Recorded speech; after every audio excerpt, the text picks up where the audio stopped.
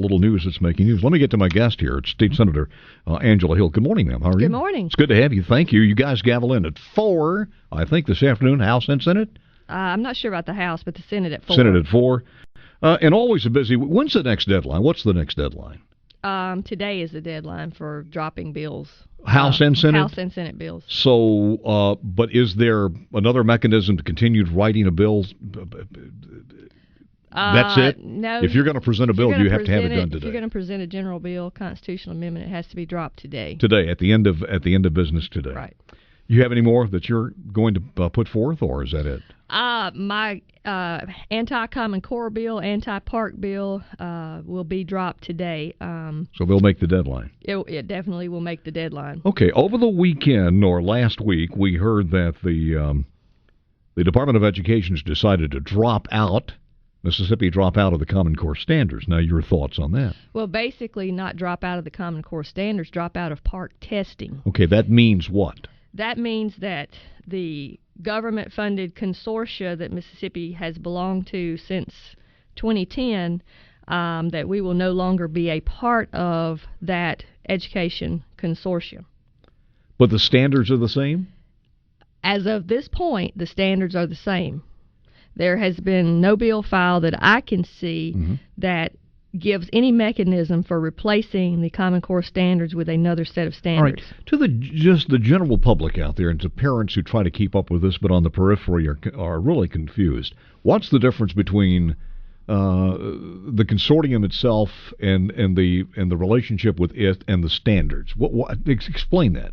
Well, as a former teacher, basically the park group was commissioned to draft tests along with SBAC. There were two groups, SBAC and Park, that were commissioned to draft tests for the Common Core standards, and about half the states belong to SBAC and about half the states belong to Park. So we got we got two companies out there that are actually writing the test to see how well our kids are doing. Well, actually, the companies did not write the test. They had folks that came in, and they basically worked and partnered with companies to write the test. So what did they do? Pearson was the company that was writing the test for Park. So, Perez, help me out here. Do you understand this now? Because what did Park do?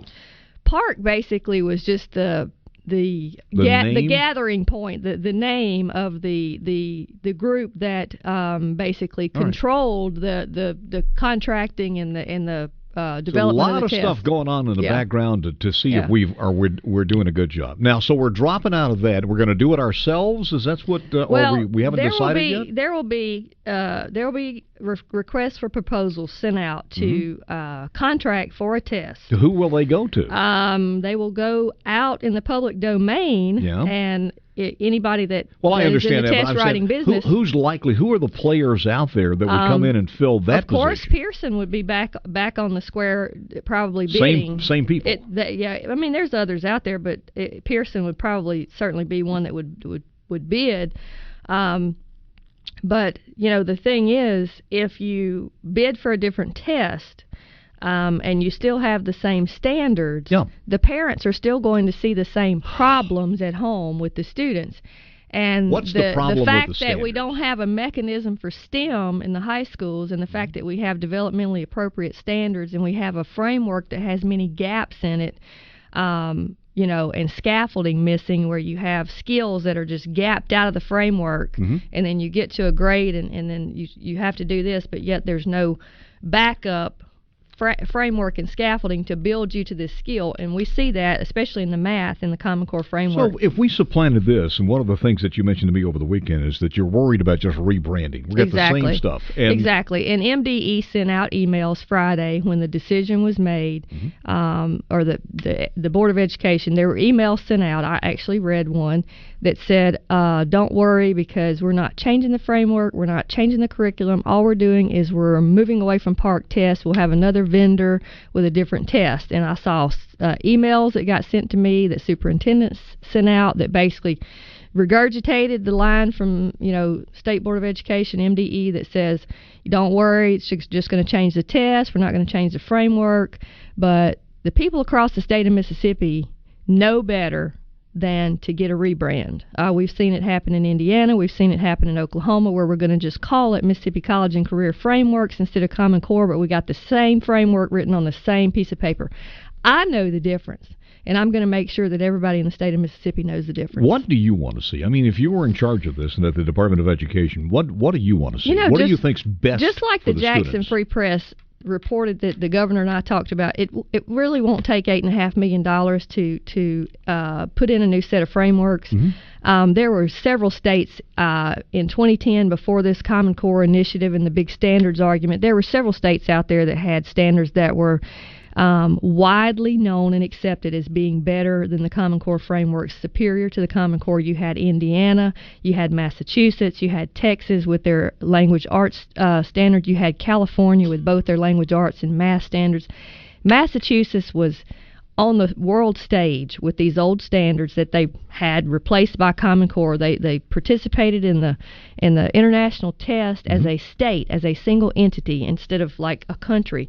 They scored up in the top echelon with these standards that they already had prior to Common Core. So we know by the scores that Massachusetts had in these international tests that there is absolutely nothing missing in their framework that would prevent them. And it could be done. They're in the public domain. It would be as simple as pulling them off the internet, copying them, and distributing them to the schools. I mean, that doesn't cost virtually nothing anything. Nothing could be that simple. It is that simple. The bureaucrats want to make it so much harder, but if you're trained and you have a teaching certificate, or if you're an administrator, and you can't do this in the state of Mississippi without $8.5 million, you need to go home. How much money is going to be left on the table and in the kitty that people will not be making money off of if you just clipped and copied and printed? Well, that's the whole point of it. You know, we've got to let uncle and aunt and brother and sister and everybody else in the line and figure out how to make some money off of every decision that we make in this state. But, you know, the people are wising up that,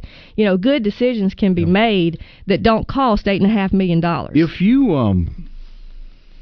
you had your brothers, I mean, if you asked today and went out there, could you find out how much money has actually been spent on this already? And how much Mississippi money and federal dollars? Do we know how much money has been spent? We could probably find out how much the state has spent, but as far as the local districts, it'd be very hard to go to each district and figure out, because when the state board adopted this with the Race to the Top grant, there was no cost analysis done on the front end. You know, we're just going to do this regardless of how much it costs to take a shot at getting this money. And when we come back, I want to ask you this question. How will the parents out there notice the difference? Will they notice the difference if we change on this when we come back? And also, Alan Lang in Y'all Politics, a great article there about better schools, the job description, who's behind this. And I always ask this question, and we did in the last election, who are these people? I think that still resonates, and it is still a valid line there. Who are these people? Exactly. Who are there trying to supposedly love our children? But do they really? Back with that coming up next. We were talking about this, and it's going to be part of the new blog that hopefully will be posted a little bit later on this morning. In the world of disinformation, what you thought you knew, what you didn't. All these people out there, not only on an international basis, national basis, but state basis, that are out there selling you something that's not necessarily so. It is the art of disinformation. In this article on Y'all Politics that Alan has, to hear former Daily columnist turned Democratic operative Patsy Brumfield, who I guess is paid handsomely for her position. She's sitting at the sharp edge, he says, of hundreds of thousands of grassroots organized Mississippi parents ready to overthrow the way that education is funded in Mississippi. But, Angela, you talk to people all the time out there, and a lot of people who've signed this thing had no idea what the consequences are. Exactly, and a lot of people have told me that they should not have signed it, but they trusted the person that had the petition, and they said this is all this does, just requires that we're going to fully fund MAEP. But when you read the actual words of the Constitution, it's much, much greater. Overreach even gets into redistribution of authority from one branch of government to the other. And that's not the way the Constitution was written initially, or the idea of separation of powers would just be gutted here with this initial ballot petition that went around. Yeah, I think the first time that we did an interview on this one as far as Common Core, I asked one question, above and beyond anything else, politics out of it, will the parent lose or gain more control? And the answer to that was by far they would lose more control of education on the local basis. Exactly, because at least now you elect a local school board, you elect a House member or a Senate member from a district that has maybe 25,000 people, 55, 58,000 people, depending on a House or Senate district. You do have a way to contact that legislator. You do have a way to petition or redress, what's going on in government. But when you put that type of power in the hands of one chancery or a couple of chanceries in a small district in one geographical area in the state of Mississippi, you have diluted the voice of the people. One of the things people don't realize, and we cover this in the new blog that again will be posted, but the front group, writes Allen, noxiously called Better Schools and Better Jobs, BSBJ, appears to be nothing more than a Democratic front and slush fund run by and for largely out-of-state Democratic Party and educational activists. Of course, this effort involves a lot of, quote, friends of the media, and so there's almost no background into BSBJ from Mississippi media whatsoever. A look at the campaign finance shows money going large from and to major out-of-state Democratic Party power players. The big source of money is the Southern Educational Foundation, of which former Secretary of State Dick Malpass serves. They have donated $250,000. The Markham Group has been paid over $100,000 in funds by BSBJ, Better Schools, Better Jobs, for Initiative 42, and they feature work on campaign events from Michelle Obama and Hillary Clinton on their site. And then there's the Fellman Group, Beltway-based Democrat research consultants that feature a who's who of Democrats on their client list, including Benny Thompson and Barack Obama 2012. And it's there for people to see, but these are not people who just dearly love our kids and want to sink in $500,000 to that effort. Well, a few years back, Stanley Kurtz wrote a book called, I believe it was called Spreading the Wealth. And in this book, it was talked about ways that the Democratic Party and other social justice engines would work in the future to try to redistribute wealth. And one of the major places that they wanted to redistribute was amongst school districts. So years ago, whenever I started reading this book, they warned us that there would be many mechanisms put in place, that it wouldn't be always clear and transparent as of how these efforts would be run. And quite honestly, this is exactly one of those efforts, because you'll have the potential for uninhibited wealth redistribution when you put 60%, when you put about a little over 50% of the budget of the state of Mississippi in the hands of a small source of power that's only elected by a handful of people in one geographical area. They are arm of a powerful arm of government. Are you in line with Senator Will Longwitz's bill to make it mandatory that we put a cap on administrative fees? Absolutely. Matter of fact, I dropped a bill to reduce the salary of the state superintendent of education and the IHL commissioner, and I probably had 10 co-authors. We and I know the argument that we'll hear is well we can't get the best if we don't have that salary up there. But one thing I want to bring up is when we talk about teacher salaries being amongst the lowest in the Southeast, we don't hear that argument. We don't hear, well, if we get the salary up, we'll get the best and the brightest. But yet we hear it when we come to the IHL commissioner and we come to the state superintendent. Which way is it? On that letter that you intercepted from the Mississippi Department of Education, who signed off on that? Was it Dr. Wright? I can't remember. I have to pull it up, but I can tell you that I got one from a school district that regurgitated the basically the same information, and it was signed by the superintendent. It was signed by the of that school district. And basically saying, hey, if you're worried about this dropping Common Core and the standards, then don't worry about it, because we're going to rebrand it. It actually was a press statement that MDE sent out, and I read the press statement that basically said we're just going to change the test. Press statement to the press? Yeah. I think it's on their website. Before I let you go here, I want to ask you this, because you said today's the deadline for the House and Senate to drop bills. Has a bill been dropped for finally changing? Because I think it's one of the critical things in moving education forward, to make it the law of the land in the future, hopefully the near future, for appointed superintendents and elected school board members, because we've talked about this. Now tell me that there's something out there. Yeah, I think there's something out there. I haven't looked, but I feel You don't know for sure? I feel quite certain that bill is there again. Yeah. Do we get the special needs bill in yet? I haven't looked to see if it's been referred a number, but I know it's in there. You know it's in there also. Yeah. All right. What are you so far? What are you worried about? Anything in there that should be in there that is not? You don't think it's made through the machinery yet? Well, I tell you what I'd like to do. The Constitution, when it was changed back in the 80s, I think to allow school board members to be appointed and serve 9-year terms, I think that is ludicrous. That a 9-year term on the state school board is among the longest in the country.